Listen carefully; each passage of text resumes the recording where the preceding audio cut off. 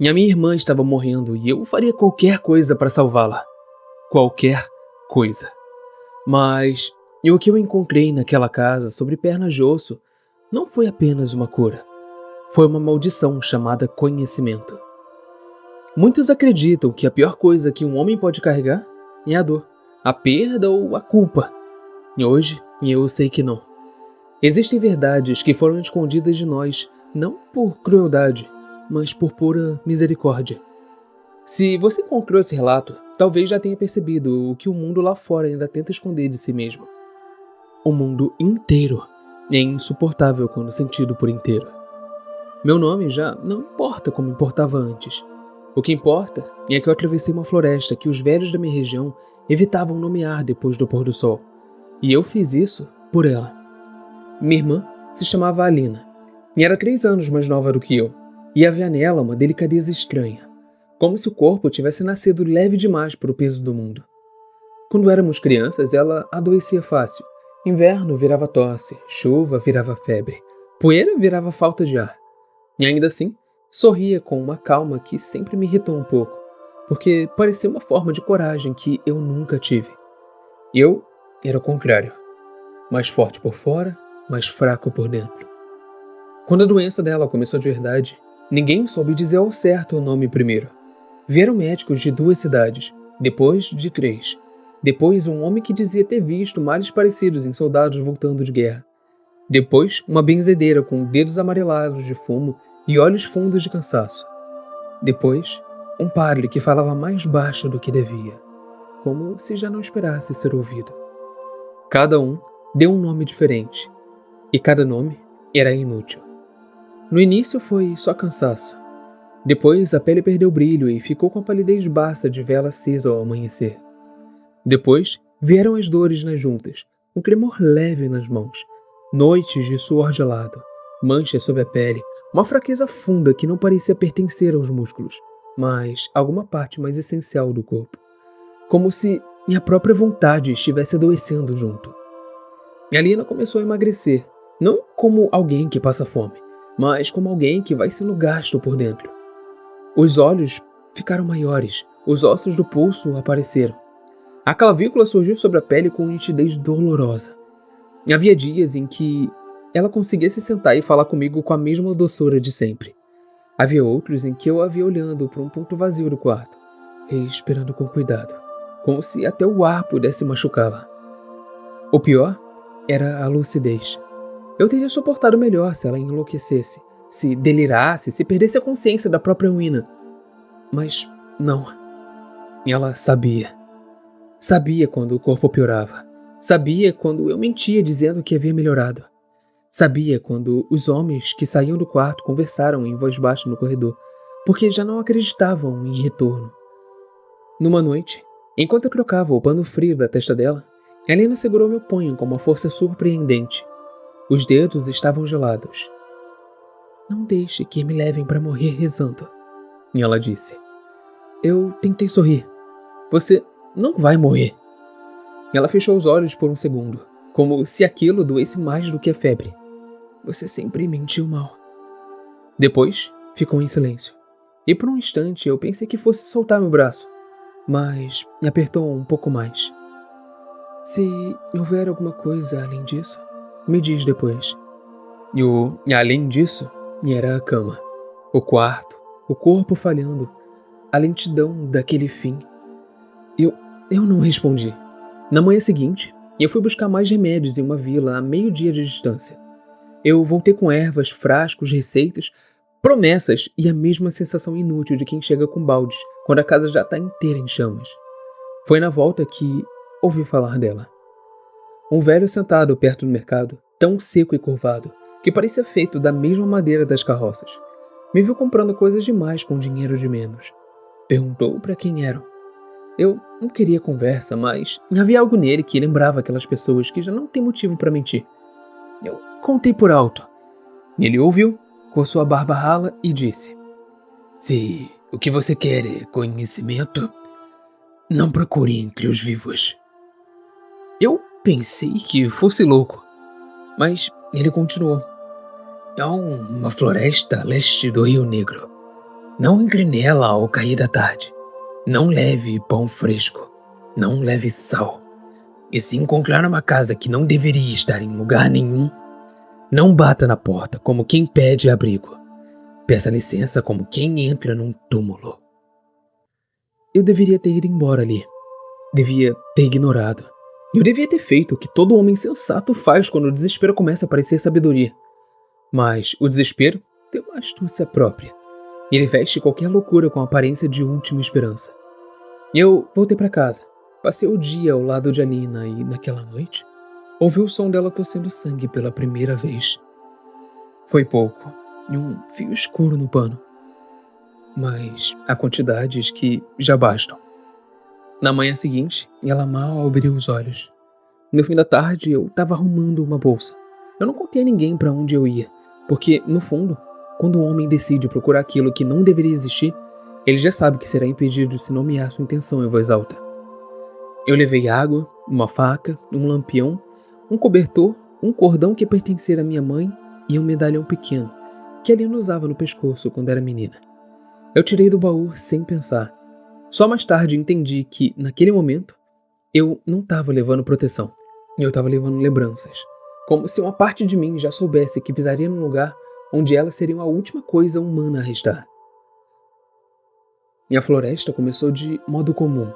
Isso foi o que mais me enganou. Árvores altas, solo úmido, cheiro de terra resolvida e folhas velhas. Sombras se alongando conforme a tarde descia. Eu ouvi pássaros, vi pegadas de cervo. Passei por peles cobertas de musgo. Se alguém me dissesse, naquele primeiro trecho, que ali não havia nada além do que há em qualquer mata antiga, eu teria acreditado. Mas a natureza, quando está prestes a acabar, quase sempre parece normal por mais alguns instantes. Foi aos poucos. Primeiro, o silêncio. Não a ausência de ruído, mas o fim de uma certa qualidade de vida dentro do som. Como se os sons continuassem existindo e, mesmo assim, tivessem recuado para muito longe. Depois, o ar. Mais frio, embora o céu ainda guardasse resto de luz. Mais denso, com um cheiro estranho, levemente adocicado sob a umidade, como ervas secas, madeira queimada e alguma coisa antiga demais para ter nome, mais próxima do cheiro de tecido guardado por décadas junto de ossos. Depois, as árvores. Elas começaram a ficar mais tortas, com raízes saltando da terra como dedos artríticos. Alguns troncos tinham fendas que lembravam bocas fechadas. Galhos se inclinavam de um jeito quase atento. O chão se tornou irregular, cheio de depressões rasas onde a água não refletia o céu, apenas uma escuridão lisa. Andei até a noite cair. Não vi a lua. Eu não sei dizer se não havia lua ou se a floresta simplesmente a recusava. Meu lampião iluminava um círculo curto demais. Fora dele, tudo parecia esperar. Não com a ameaça aberta, não como um animal prestes a atacar, mas com a paciência de algo que não precisava correr atrás de ninguém, porque sabe que cedo ou tarde, todos acabam entrando mais fundo do que deveriam. Em algum momento, eu comecei a perceber coisas pequenas e erradas. Um ramo seco pendurado no alto balançando sem vento. Marcas no barro parecendo passos de galinha gigantesca, espaçadas demais para pertencer a qualquer bicho que realmente fosse real. Farrapos de pano vermelho presos em espinhos, antigos, desbotados, duros de chuva e tempo. E um som, muito leve, intermitente. Não vinha de um lado só. Parecia cercar, como uma madeira velha tensionando sob peso. Parei, ergui o lampião e ouvi de novo. Um rangido. Outro. Depois, um terceiro, mais demorado, como uma estrutura se movendo devagar sobre articulações cansadas. Eu disse o nome da minha irmã em voz baixa, não por coragem, por necessidade, para me lembrar do motivo, para que o medo não tomasse a forma de razão. Então, eu continuei. Foi então que a vi. Não a casa inteira de imediato. Primeiro uma sombra alta demais entre os troncos. Depois, a quina do telhado. Depois uma janela torta, iluminada por dentro com uma luz amarelada e enferma, como a chama de gordura num lugar sem ar. E por fim, o todo. E era uma cabana erguida sob duas pernas enormes, finas e horríveis, que lembravam membros de ave e ossos humanos ao mesmo tempo. As tábuas da parede pareciam inchadas de umidade e idade. O telhado cedia no meio como um dorso arqueado. Pequenos amuletos pendiam dos beirais. Dentes, sinos quebrados, feixes de ervas, algo que parecia dedos secos amarrados em cordão. A casa não estava parada como uma construção, estava parada como um animal. Seu peso mudava de uma perna para outra em movimentos quase imperceptíveis. Rangia, respirava. Eu demorei vários segundos para perceber que a janela estava voltada para mim como um olho. Eu tive vontade de correr. E talvez ainda pudesse. Mas eu havia vindo até ali empurrado por uma realidade pior do que qualquer lenda. E a cama onde minha irmã se consumia me parecia mais assustadora do que aquela floresta inteira. O que havia naquela casa podia me matar. O que existia lá fora já estava matando alguém que eu amava. Então, me aproximei. As pernas da casa se moveram um pouco, arranhando a terra. O som lembrou unhas muito grandes raspando ossos. Parei a poucos passos da porta. Lembrei-me do velho. Não bata como quem pede abrigo. Peça licença como quem entra num túmulo. Minha garganta estava seca. Peço licença, eu disse. A voz saiu menor do que eu queria. Peço licença para entrar na casa daquela que conhece o que os vivos não conhecem. Silêncio. O lampião tremeu na minha mão. Então, do outro lado da porta, ouvi uma risada baixa. Não era uma risada de diversão, e era o som de alguém reconhecendo a repetição de um erro antigo. A tranca se moveu sozinha, e a porta se abriu para dentro. O calor lá dentro me atingiu primeiro. Um calor espesso e irregular, abafado, como se houvesse mais de um tipo de fogo aceso e nenhum servisse para aquecer a gente. Era o calor de fornos, panelas grossas, ervas secando, gordura fervida, madeira úmida queimando mal. Depois veio o cheiro. Cinza, raiz esmagada, sangue seco, leite talhado. Terra molhada, pele queimada, mel fermentado e uma nota muito leve de alguma flor velha, quase extinta sob o resto, que tornava tudo pior, porque lembrava que até ali a beleza podia apodrecer. Então, eu entrei. A porta fechou atrás de mim sem que eu a tocasse. O interior era maior do que a casa permitia. Esse foi meu primeiro pensamento nítido. O segundo foi que o lugar não seguia a lógica do espaço, mas a de uma memória ruim. Os cantos pareciam distantes demais. O teto, alto em alguns pontos, baixo em outros.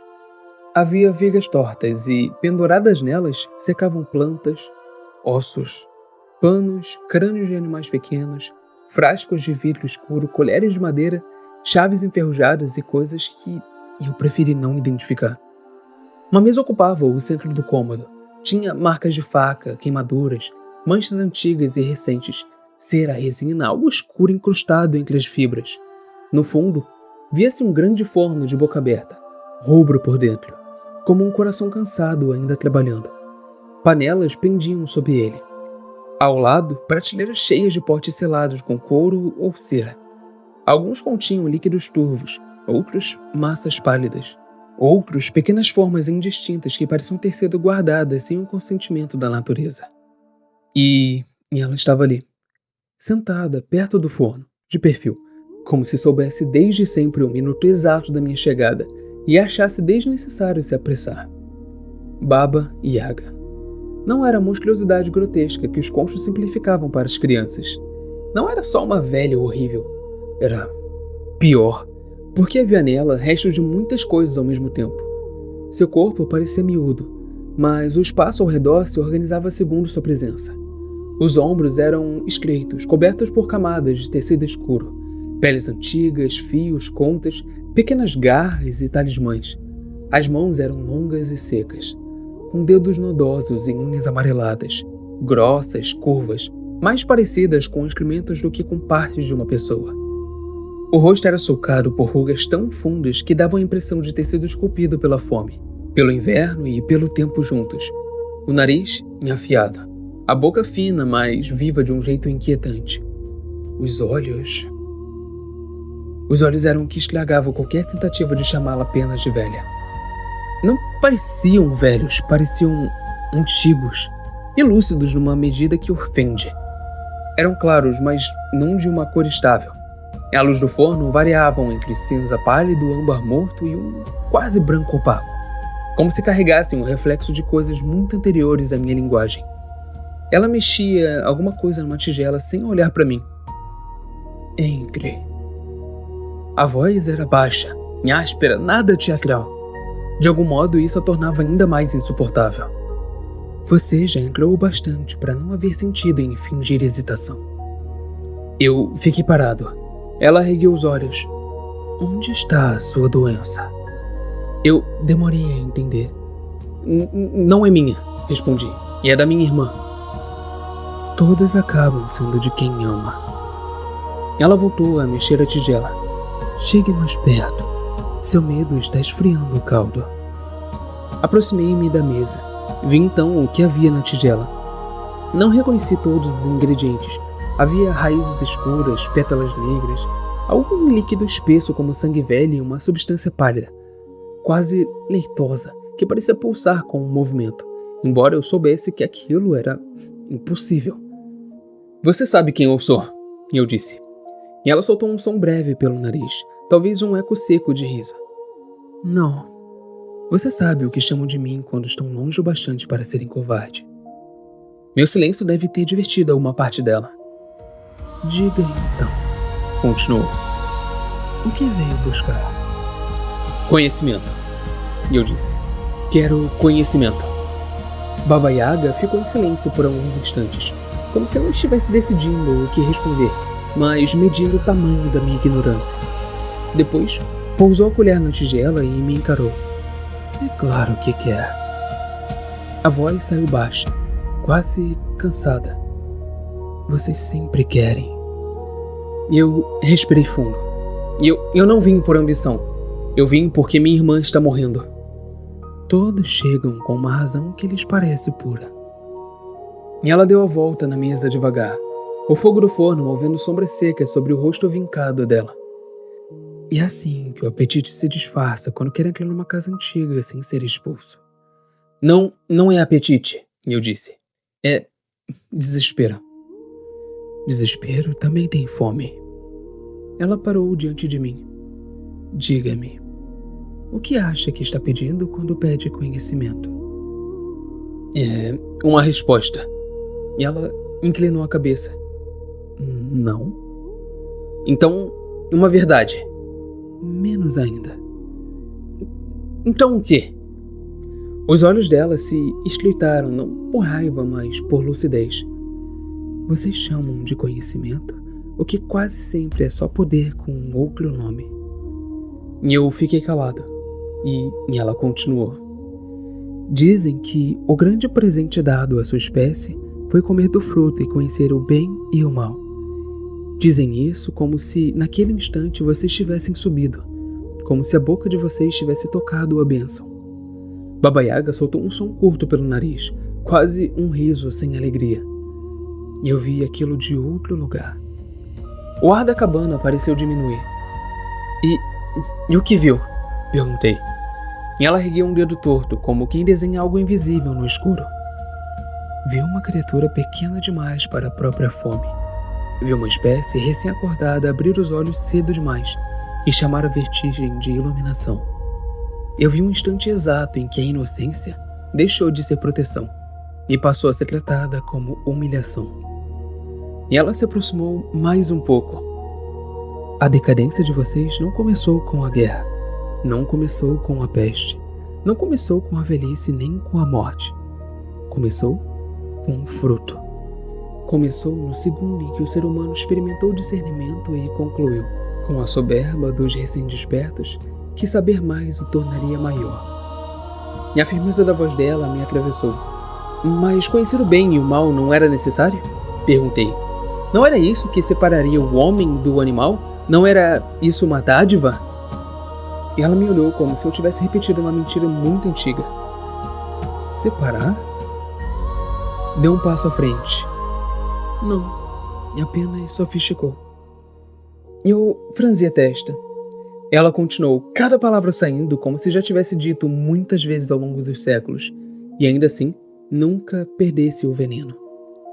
Antes, Vocês matariam com pedra, unha, dente, fome e medo. Depois do fruto, aprenderiam a matar com método. Aprenderiam a nomear a crueldade, medi-la, aperfeiçoá-la, justificá-la. Aprenderiam a chamar massacre de dever, ambição de progresso, devastação do destino. Meu estômago apertou.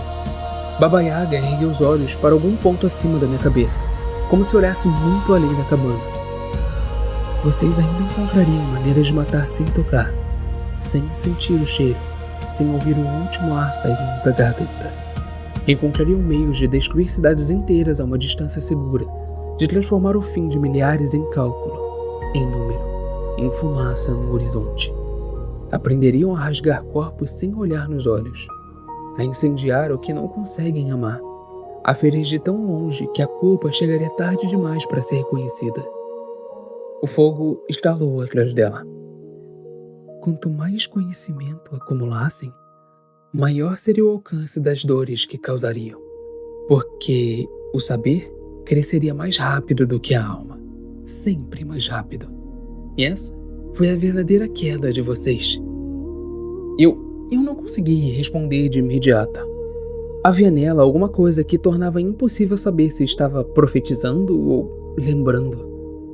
Você fala como se já tivesse visto tudo isso, eu disse. Vi.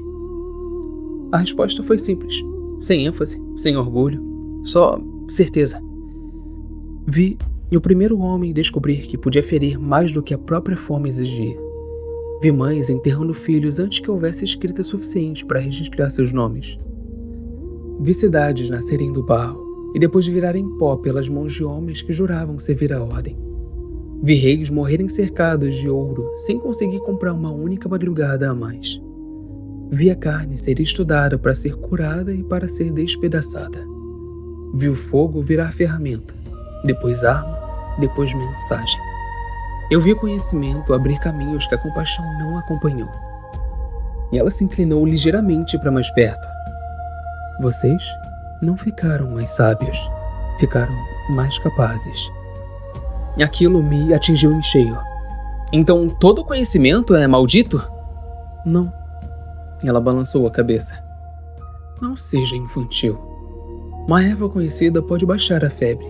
Um nome correto pode guiar a cura. Um céu estudado pode salvar homens no mar. O problema nunca foi a centelha. O problema foi a fome.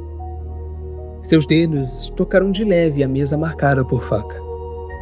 O problema foi acreditar que, porque era possível saber mais, também era possível suportar mais.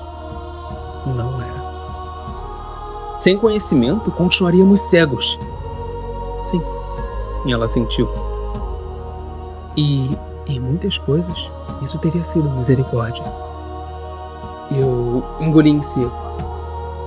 E ela então tocou o medalhão de Alina pendurado no meu pescoço. Vocês chamam o limite de pobreza. Chamam a ignorância de vergonha. Chamam contenção de atraso. Mas há ignorâncias sagradas. Há cegueiras que protegem. Há portas que não foram fechadas por crueldade divina, e sim para impedir que a mente apodreça de claridade. A frase me fez estremecer. Ainda assim, eu disse, sem atravessar certos limites, como salvar alguém? Como impedir a dor? Como vencer a morte? Baba Yaga me olhou por um tempo tão longo que senti, pela primeira vez, que ela não estava vendo apenas a mim. Estava vendo tudo o que me formava, tudo o que me antecedia, tudo o que ainda viria depois de mim. É esse o eu mais antigo de vocês, disse enfim.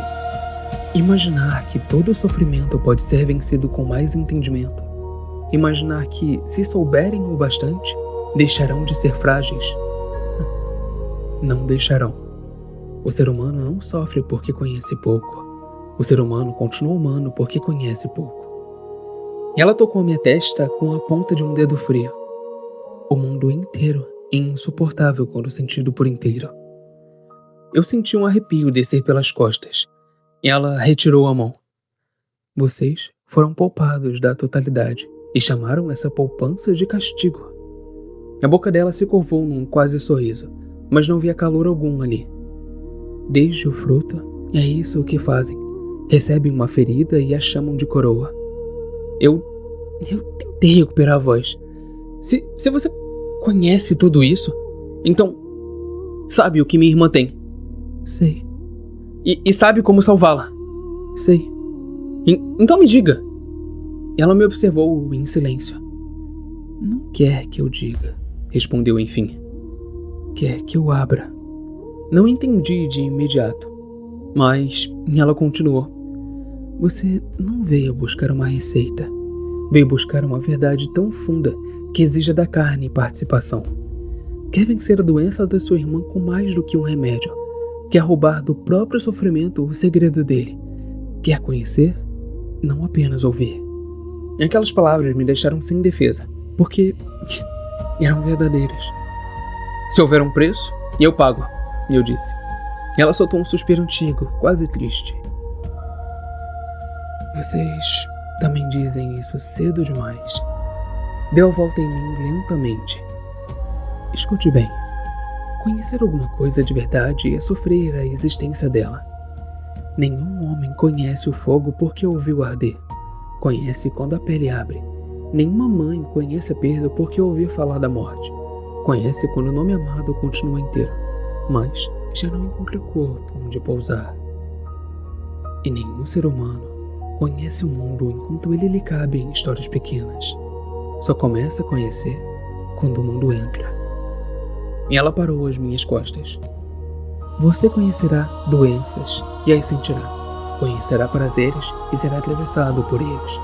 Conhecerá velhice, luto, desejo, fome, ruína, febre e terror, não como quem lê sobre uma espécie, mas como quem a recebe inteira dentro da própria carne. Os dedos finos dela roçaram na minha nuca. E, se restar mente suficiente depois disso, talvez conheça até mesmo o nome da morte. Meu estômago se contraiu. Eu não sabia porque aquelas palavras eram piores do que todas as outras. Eu só sabia que o corpo havia entendido antes de mim. Ela pode ser salva? Perguntei com a voz mais baixa do que eu queria. Baba Yaga respondeu sem hesitar. Pode. Essa única palavra atravessou meu medo. Então faça. E ela fechou os olhos por um instante, como quem ouve a confirmação de uma tragédia já sabida. Quando tornou a abri-los, havia neles algo próximo de piedade.